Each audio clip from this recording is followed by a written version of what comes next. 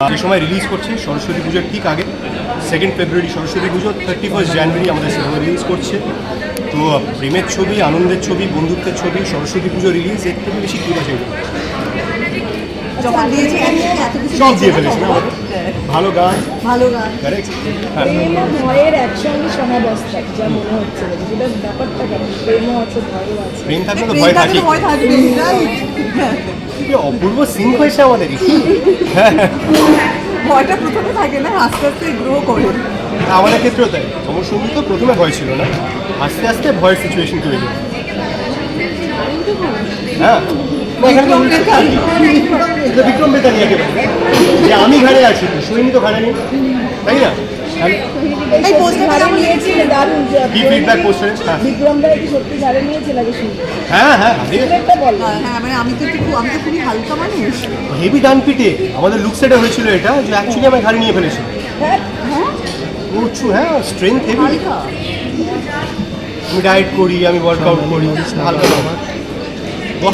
ঠিক আছে, বলিস না। আর প্রশ্ন নেই। কাজটার সঙ্গে যুক্ত হওয়ার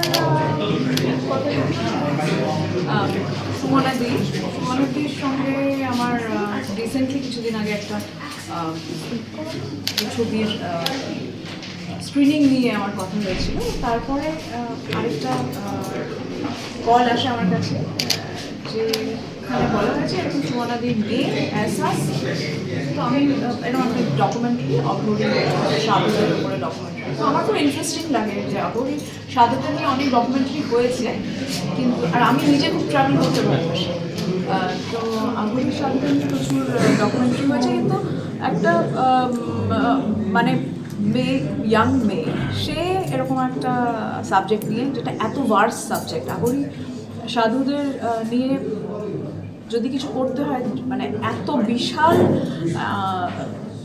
বিশাল পড়াশুনোর দরকার, এবং সেরকম একটা জিনিস একটা বাঙালি মানে লিটারালি বাচ্চা বেশ করছে। তো ওটা আমার খুব ইন্টারেস্টিং লেগেছিলো। আর সুমনাদির নাম তো আমি আগেই শুনেছিলাম প্রচুর।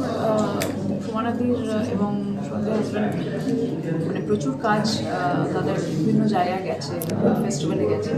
তো আমার খুব ইন্টারেস্ট পেয়েছিলাম, এবং যখন বলে আমাকে প্রেজেন্ট করতে, তো তখন প্রথমেই আমার ছোটোবেলার কথা মনে হয়। অ্যাকচুয়ালি আমার মানে আমি পণ্ডিত ফ্যামিলির মেয়ে, আমার দাদু পণ্ডিত ছিলেন, এবং দাদুর কাছে দাদু কিন্তু এই মানে দাদু সংস্কৃতের পণ্ডিত ছিলেন, প্রচুর এগুলো নিয়ে পড়াশোনা করতেন না। দাদুর মানে অ্যাসোসিয়েটস এরকম একজন আমরা লাল কাপড় পরা দাদু বলতাম। তো উনি ছোটোবেলায় আমি দেখতাম আমাদের বাড়িতে আসতেন, এবং দাদুর কাছে প্রচুর দাদুর শিষ্যরা আসতেন, যারা মানে এইসব দাদু খুব সাধনা করতেন এগুলো নিয়ে। তো তখন আমার মনে হলো যে এটা জিনিসটা খুব ইন্টারেস্টিং, তো এটাকে আমি প্রেজেন্ট করি। তো এটাই হলো ব্যাক স্টোরিটা, যে কেন আমি ইন্টারেস্ট পেয়েছি। আর এসে যে ফুটেজটা দেখলাম আমার অসাধারণ খুব। আর একটা সিনেমাটিক দিক আছে, সিনেমাটিক দিকটা বলতে গেলে ওই যে বললাম, এই সাবজেক্টটা এত ভার্স্ট আর এত কালারফুল, যে মানে সিনেমাটিকভাবে ভীষণ কালারফুল, যে এটা আমার মনে হয় যে আর এটা করতে করতেও আমার মনে হয় যে ও অনেক কিছু শিখবে, এবং যারা দেখবে তারাও কিন্তু তাদের কাছে অনেকগুলো, এটা একটা জার্নি যেটাতে অনেক সত্যি আনভেল হবে, যেটা আমার মনে হয় যে খুব ইম্পর্টেন্ট।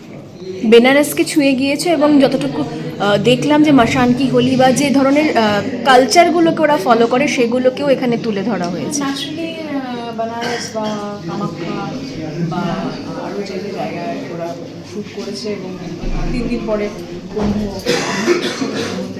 মেলায় যাবে। আর আমার মনে হয় যে এটা একটা খুব বড় জার্নি, যে জার্নিতে এটা খুব ইম্পর্ট্যান্ট একটা সাবজেক্ট, এবং যেহেতু একটা বাঙালি মেয়ে করছে, আমি যখন আমাকে বলতে বলা হলো, প্রেজেন্ট করতে বলা হলো, তখনও আমি ভাবছিলাম যে সত্যি অ্যাকচুয়ালি এটা আমি কেন প্রেজেন্ট করছি। আমি অ্যাকচুয়ালি যখনই মানে আমরা বাইরে কোনো কাজের ক্ষেত্রে বাইরে কারোর সঙ্গে দেখা হয়েছে, আচ্ছা বাঙ্গাল সে আয়ে হো, वहाँ पे तो सब काला जादू करते हैं ना, এরকমভাবে বলেছে। তো আমি খুব অদ্ভুত লেগেছে, মানে জিনিসটাকে না একটা ডার্ক একটা নেগেটিভভাবে দেখানো, সেটা আমার মনে হয় ঠিক না। তন্ত্র সাধনা এবং আঘরি সাধুদের যে নলেজ, এর ভেতরে যে নলেজ, কেন শিবজি মানে শিব মহাদেবকে সব থেকে বড় তান্ত্রিক, সব থেকে মানে তন্ত্র সাধনার উৎপত্তি ওখান থেকে বলা হয়, কারণ উনি তো খুব বড় তান্ত্রিক ছিলেন। তো ওনার মধ্যে যে নলেজটা, সেটা একদম মানে আমার মনে হয় সেটা সামনে নিয়ে আসা, সেই দিকটায় আলোকপাত করা খুব জরুরি। এবার প্রেজেন্টার